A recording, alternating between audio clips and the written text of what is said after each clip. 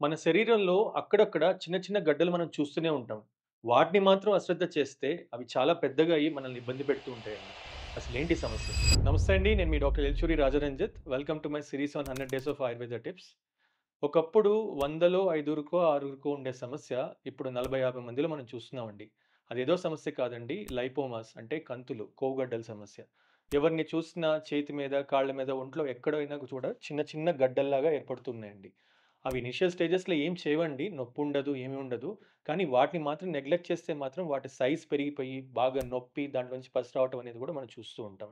అలా ఎక్కువ పెద్దదయిపోతే డాక్టర్ దగ్గరికెళ్తే ఏమంటారు? ఆపరేషన్ చేయాలంటారు. ఎన్నని తీపిచ్చుకుంటామండి? దాని బదులు ఇనీషియల్ స్టేజెస్‌లో ఉన్నప్పుడే దానికి ట్రీట్మెంట్ తీసుకుంటే మంచిది కదండీ!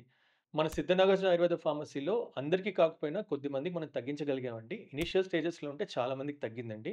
మీరు గూడా దీన్ని అశ్రద్ధ చేయొద్దు. ఎంత తొందరగా వస్తే అంత తొందరగా వచ్చి కన్సల్ట్ అవ్వండి.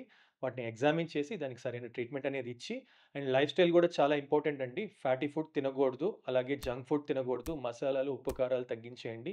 ఆలు, వంకాయ అయితే అసలు తినకండి. అండ్ నాన్ వెజ్ కొన్ని రోజులు మానేస్తే మంచిదండి. అండ్ కొలెస్ట్రాల్ ఫ్రీ ఆయిలే వాడుకోవాలండి. జాగ్రత్తగా ఉండండి. ఈ సమస్యతో బాధపడుతున్న వాళ్ళందరికీ ఈ వీడియోని షేర్ చేసేయండి. అలాగే బయోలో నా వాట్సాప్ నంబర్ ఉంది. మీకు ఏ డౌట్స్ ఉన్నా మెసేజ్ చేసేయండి. మన పేజ్‌ని ఫాలో అయిపోండి. Thank you. నమస్తే.